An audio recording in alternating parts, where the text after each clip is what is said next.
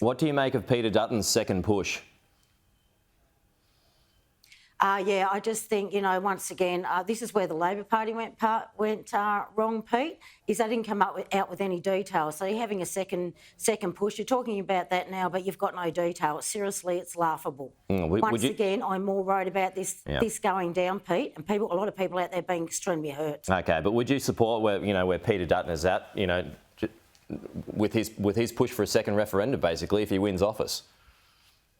Well, I don't support anything right now. I'm too worried about if this goes down the hurt that it's going to that is going to happen out there in those communities and across Australia. That's what I'm more worried about right now. But if you come out when you're going at the Labor Party because it doesn't have any detail, and then you come out with something like that's a brain fart and say, "Hey, I'm going to have a second referendum," you've got no detail yourself. I mean, seriously, Pete, seriously.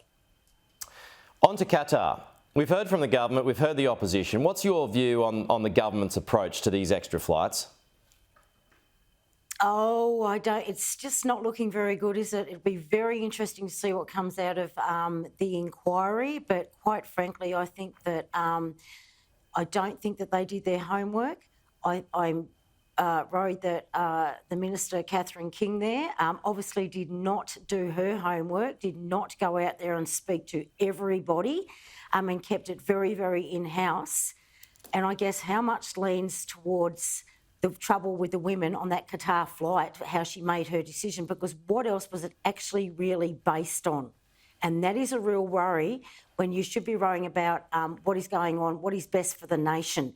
And so if she's done that, once again, she's in charge of billions of dollars and she's not doing her consulting on something like this, I have to ask, how's the infrastructure consulting going? Seriously. So, I think there's a problem here. There is a lot of gaps out there that we need filled, and I think the Senate inquiry will certainly bring all this out. But it is a problem, and it may just end up that the PM may need to come out and reverse his decision. But apart from what Catherine King's saying, and Qantas, mate, I don't hear anybody that agrees with it. That's my due diligence I did early last week.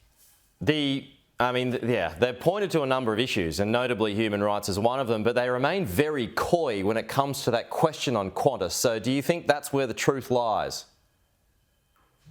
What is in the national interest? That's all I'm interested in. And what did you base your decision on?